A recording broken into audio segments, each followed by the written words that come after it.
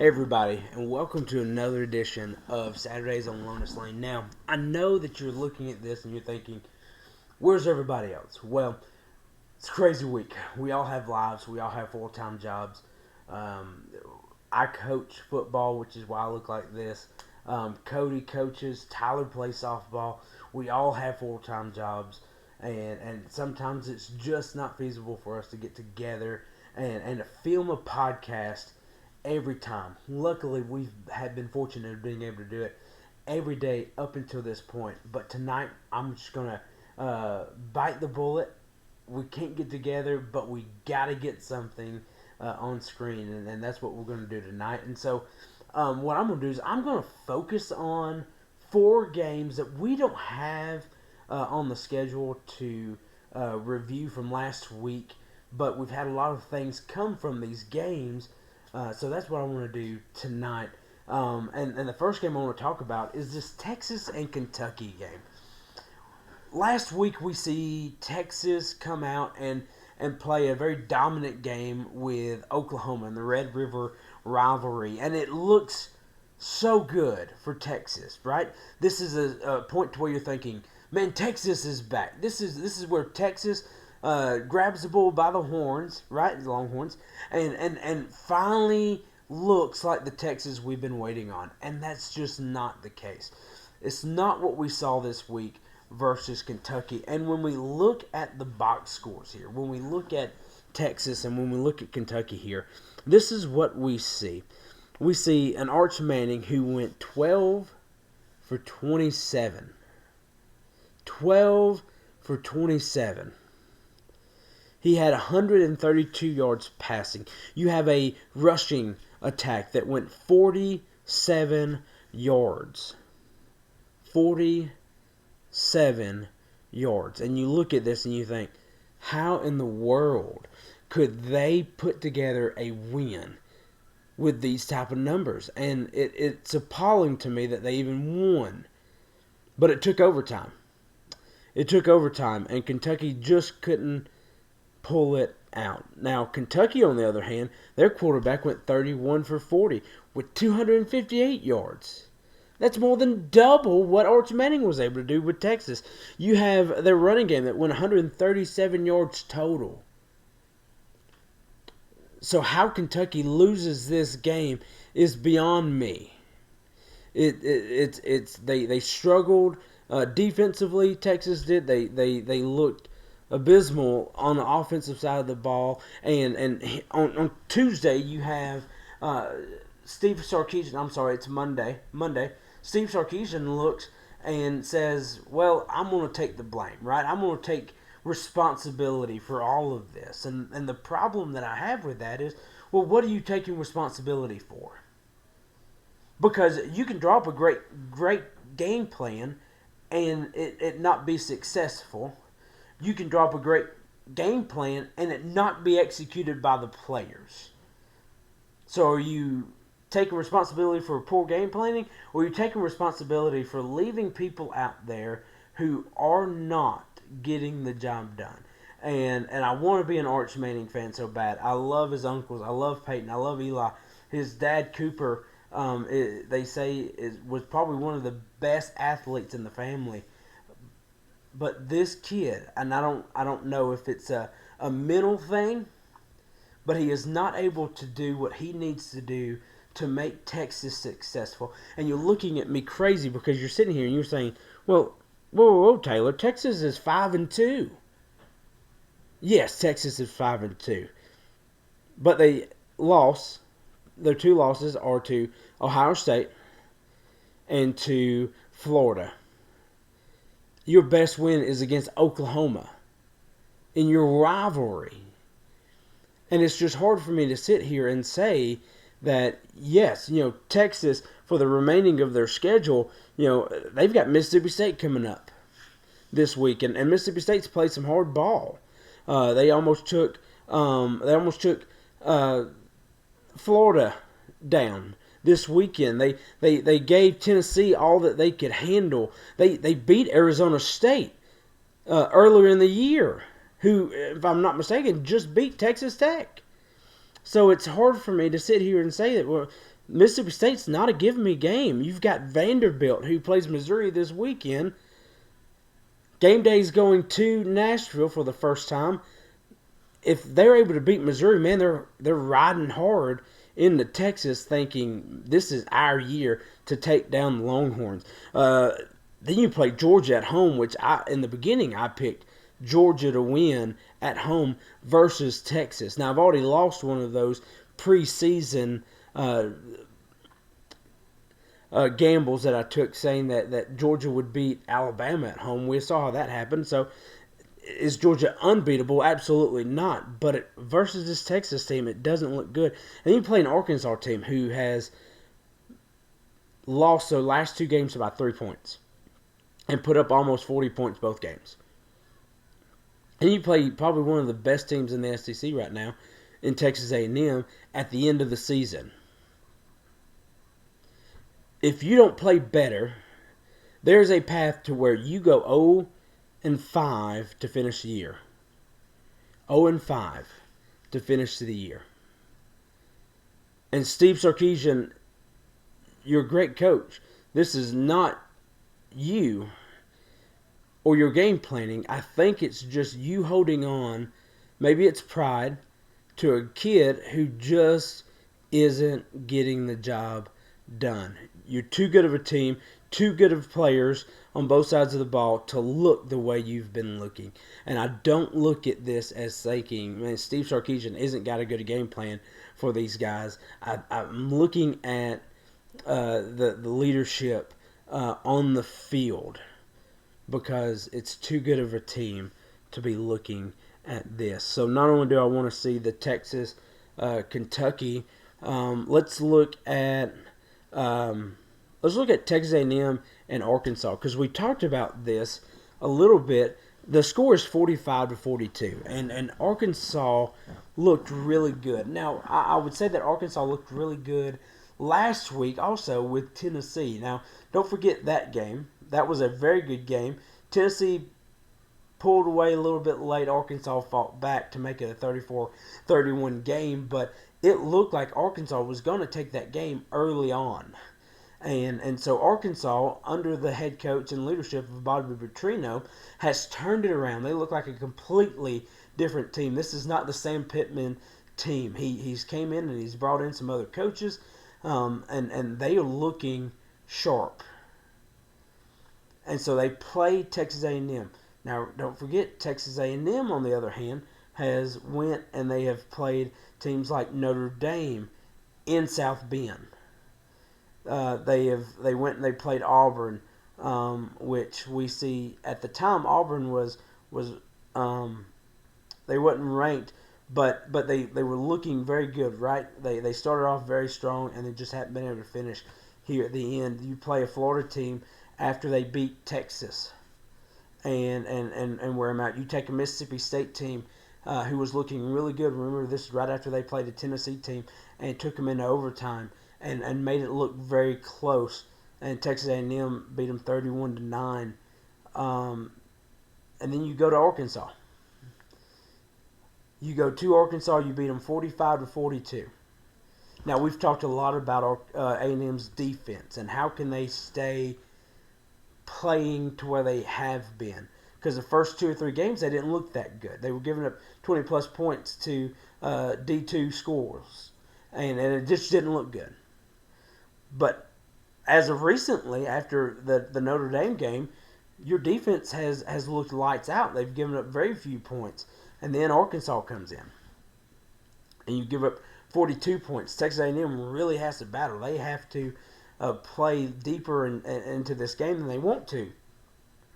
But in the end, they're finally able to pull out. First time they've went 7-0 since the 90s. Now, if you ask my son Easton, the 90s or when the claymation Christmas movies were made. And that makes me feel old because I was born in the 90s. So was Tyler. So was Cody. We're all born in the 90s. We are not as old as the claymations. And there's probably a lot of people who are watching who are thinking the same thing. Well, I was born in the 90s. We are nowhere near the age of the claymations. But that's what my son Easton thinks. But kudos to Texas A&M. This is a team that looks to finish the year strong. This weekend, they play LSU. LSU looks very down, even though they're still ranked in the top 25. They lose to Ole Miss. They just lost this past weekend to Vanderbilt, which we will review with the rest of the game. They're going to want to have some sound bites in on that game. But they go to after that they play Missouri, who we'll see what happens this weekend with Vandy and Missouri. That could be a very good game. This is a game that many Georgia fans are going to watch, and I've said this because this is a game Georgia needs Texas A&M to lose. They either need Texas A&M to lose or Alabama to lose 2 of the last games. That's not as easy. But to have Texas A&M to get beat to lose one of these last games, whether it be Missouri or Texas or LSU, well, that's a little bit different. Some of these games could be tricky, right? You play in Baton Rouge this weekend at 7:30, Death Valley. That's a tall task, right? Especially when you just struggled with Arkansas. But LSU on the offensive side of the ball is struggling while their defense is holding them in games. You have South Carolina, you play Stanford, and you finish off the year with a rejuvenated rivalry in Texas, which, like I said, Texas there's a path to where they lose the rest of their games. And that is a scary, scary thing if you're a Texas fan. But you have Texas at the end, Texas A&M, but Arkansas, who's sitting here 2-5, they go and play Auburn. And I may give up one of my picks for this weekend, but I think Arkansas squeezes by. I think they get their first SEC win with Auburn because Auburn's traveling away from Jordan Hare. They're struggling, man. They can't finish a game. They're sitting here 3-4 after going 3-0 to start the season. So I'm going to be watching this game closely. Arkansas has Mississippi State. This may be a very good matchup. Arkansas still has to play LSU. They still have to play Texas. Excuse me. And then they play Missouri to finish the year. Not a easy last few games, but if you look at it, you get by Auburn. You have Mississippi State, who is struggling. If you're able to start clicking on all cylinders, which they've done very well the last 2 weeks, like I said, with tough opponents, you may walk into an LSU team that could lose this weekend and have lost another, and you're sitting pretty to finish the year out strong. Now, you're out of the contingents of an SEC championship game. You're well away from being able to play in the playoffs, but you could finish and be bowl eligible, and that would be a big win for Arkansas with the way things has happened. So that's the Texas A&M and Arkansas that we wanted to look at, and then we got to keep going back. And then we had the Missouri-Auburn game that we're not going to look very hard into, but we're going to look, we'll be very focused on Missouri this weekend when they play Vanderbilt. Like I said, it's the game of the week, but Auburn had this game. Auburn played this game very well.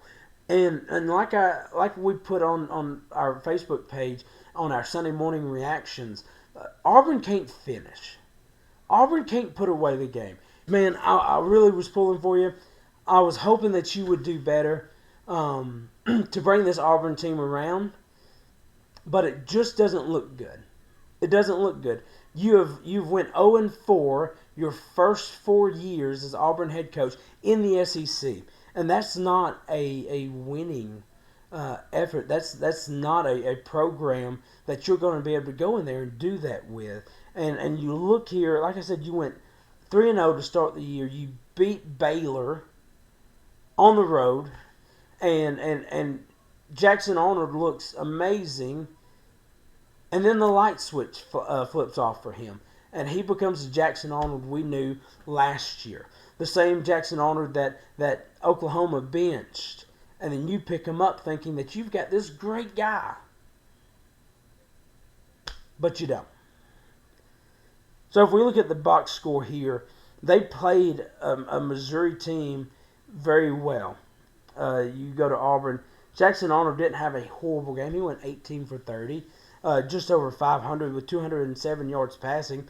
You rushed for 150 yards. Better offense than what Texas had this weekend. And you're winning the game until the end, where Missouri goes and they kick they kick a field goal and take you in overtime. You go 3 and out. You miss your field goal. I think I'm telling you right. And then, no. Well, you'd have to. Something happened. You go 3 and out. You don't score. Missouri goes out there. All they got to do is kick a field goal. And their guy misses. And so you're at overtime. You're in the second overtime. And you still can't do anything. You still can't move the ball. It's a struggle. It's a struggle. When you look at Missouri, Bo didn't have a very good showing, which worries me about picking the game with Vanderbilt. Can Bo Pribula step it up? Right, he went 23 for 40. Once again, just over 500 with 252 yards passing. They only ran for 91 yards, and I thought Alabama did a great job of keeping the rush down a week ago. And here Auburn does better than Alabama. They only gave up 91 total rushing yards on 44 carries. That's 2.1 yard a carry. That's amazing. And yet your offense can't get you the win. And it's just sad. I said it before, and I'll say it again. You have a Auburn team who plays Arkansas this weekend. If Hugh Freeze can't figure out how to beat Arkansas, and it's been a struggle for teams the last 2 weeks, Hugh Freeze may be the next coach that loses his spot. Auburn may be the next team with a head coach vacancy. And I can't blame them. Right? I don't want to see anybody get fired. But also, you're in a spot to where you're expected to win. And that's just not been the case for you, Auburn. So, Missouri, you have a big game this weekend. You've got a couple of big games down the road. That's tough. But this weekend is where you're going to figure out, are you a contender or are you a middle-of-the-road SEC team? And I'm not going to answer that right now because we have a show coming up where I will. But this weekend will prove to the SEC, are you right there with Texas A&M and Alabama to contend for the SEC? We'll see. The last game I want to look at is I want to look at the Mississippi State-Florida game. This game was a close game. It looked like Florida would try to pull away and Mississippi State would just fight back. But this game, Florida did win by 2. It was 23-21 Florida. Now, all things aside, Billy Napier Sunday gets a phone call. You're no longer the coach at Florida. And this is tough. Billy Napier is a local guy here, and we like Billy. And we were really rooting for him. We thought that, man, with his schedule, if he can come out with 8-9 wins this year, he'll be okay, just because of strength of schedule. And yes, you were able to go and you were able to get a win versus Texas. Texas is not looking that good. And then you turn around and you're not able to follow that up. You lose to Texas A&M, but it really started with South Florida. I looked at you in week 2 and I said, guys, you've got to win 3 of the next 5 games. Well, let's look at 3 of the next 5 games. You lose to South Florida. You lose to LSU. You lose to Miami. You're 0-3 right here. You beat Texas. You lose to Texas A&M. You go 1-4 in a stretch where I said you need to go 3-5, and you weren't able to do it. And that's why Billy Napier is now unemployed. They're paying him out this buyout. Everybody's thinking, man, this is a great deal to be a head coach in college football right now, because all you have to do is go out there, make a good deal in the beginning, and if you don't perform, oh well, you get millions of dollars and you get to go home. I think it's horrible, right? Especially if you're a college coach. Look, I'm a rec coach. I get tired of losing if we're losing. And I don't care if you pay me a bunch of money. I'm a competitor, and Billy Napier is a competitor, and James Franklin at Penn State is a competitor, and he wants to win. So I think you see a really good James Franklin pick himself up. He may be in the running for the Florida position. Who knows, right? Everybody is after Lane Kiffin right now at Ole Miss, who just lost to Georgia, but yet has been very in the mix of the SEC top dog over the last several years. And he's just been able to revamp. Great guy. If he ever got a defense coordinator in there, he would look very good. That'd be a very hard team to beat. But who else do you have, right? You have, like I said, you have James Franklin. Of course, everybody says, hey, we need a Nick Saban. Well, everybody wants a Nick Saban. There's one Nick Saban.